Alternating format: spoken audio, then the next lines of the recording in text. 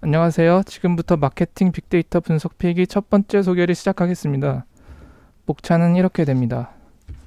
가장 먼저 빅데이터라는 학문의 등장 배경에 대해 설명해 드리겠습니다. 세계적인 데이터 분석 소프트웨어 회사 테라데이터의 CTO는 진즉부터 빅데이터 활용에 대한 중요성을 강조했습니다.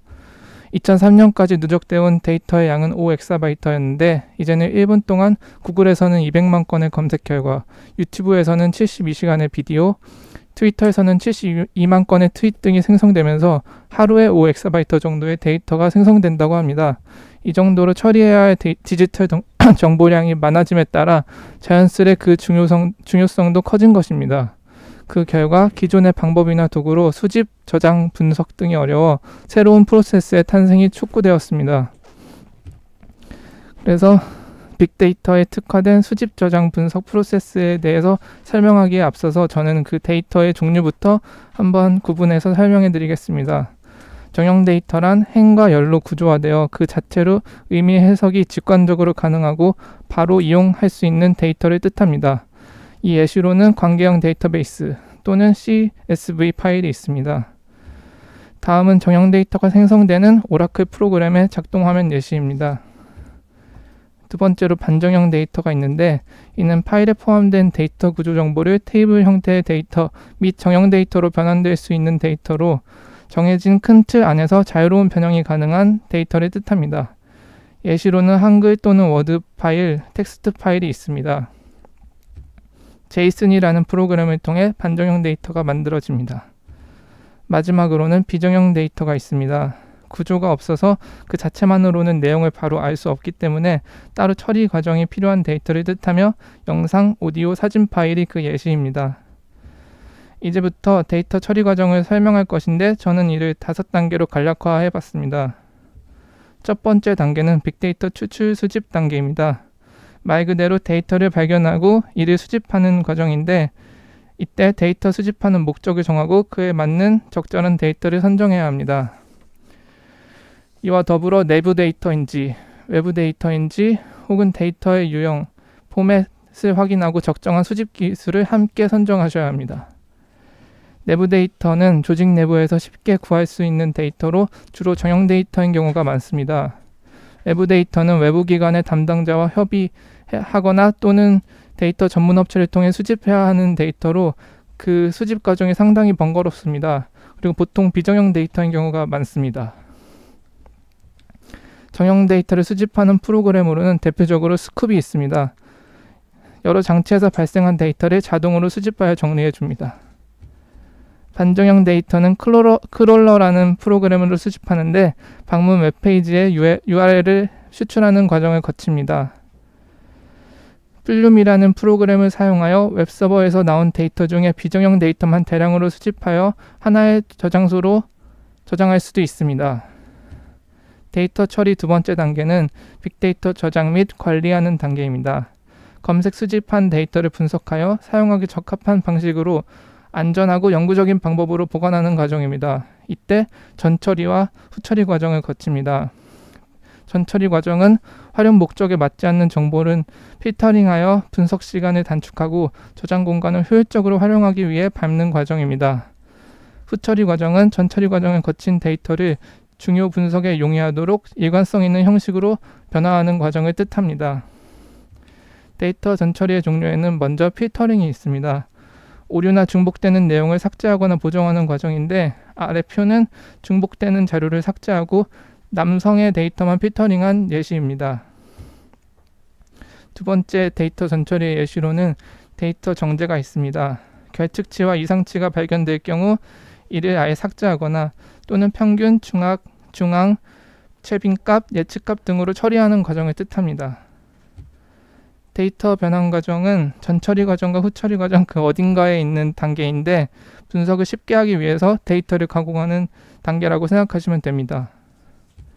후처리 과정 중에서는 출처가 다른 여러 데이터를 일련의 기준으로 하나로 결합하여 재사용이 가능한 데이터로 만드는 데이터 통합 과정, 고유의 특성은 손상되지 않는 선에서 분석 효율성을 높이기 위해서 하는 데이터 축소 과정 등이 있습니다.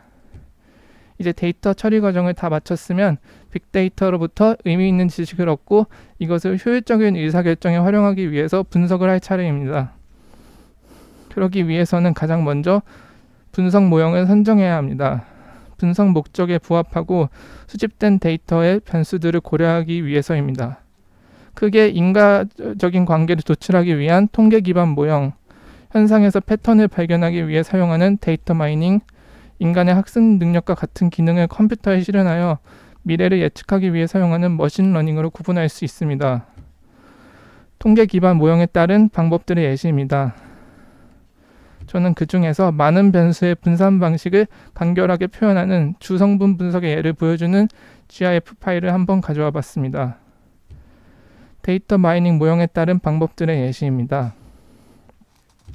의사결정 규칙에 따라 구분 기준을 통해 나무 가지처럼 꼬리를 물어가며 해결책을 찾아가는 트리 기반 분석으로서 날씨의 패턴을 찾아내려고 하는 예를 한번 가져와 봤습니다. 머신러닝 모형에 따른 방법들의 예시입니다.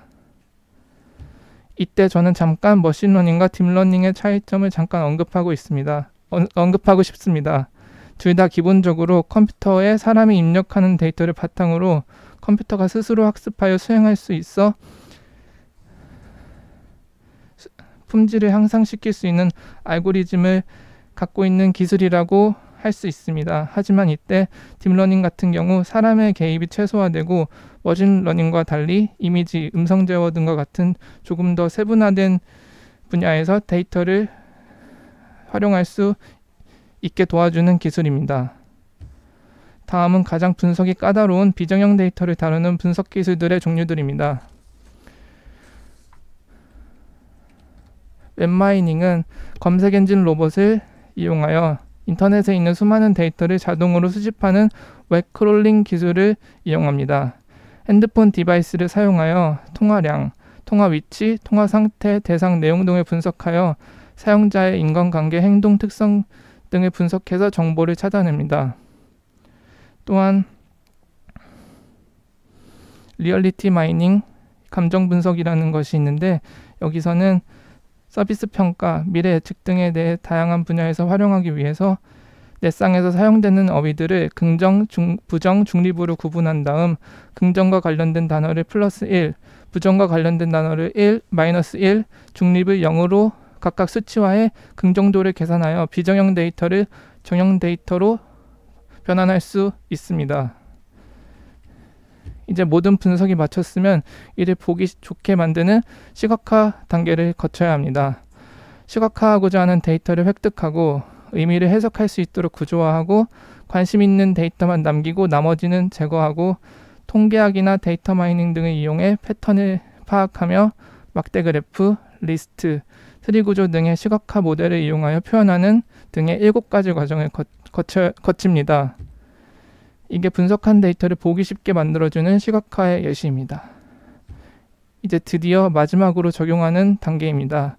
정부, 의료업계, 금융업계, 제조업 전반적으로 데이터를 통해 더 나은 서비스를 제공하고 원가를 절감하여 비용을 줄이며 위험 요소들을 최소화하려는 노력을 보이고 있습니다. 앞서 말한 테라데이터의 CTO의 말처럼 이미 전 세계를 휩쓸고 있는 대기업들은 진즉부터 적극적으로 빅데이터 자료를 자체적으로 분석하여 효과적으로 사용하고 있습니다. 그럼 이것으로 소개 마치겠습니다. 감사합니다.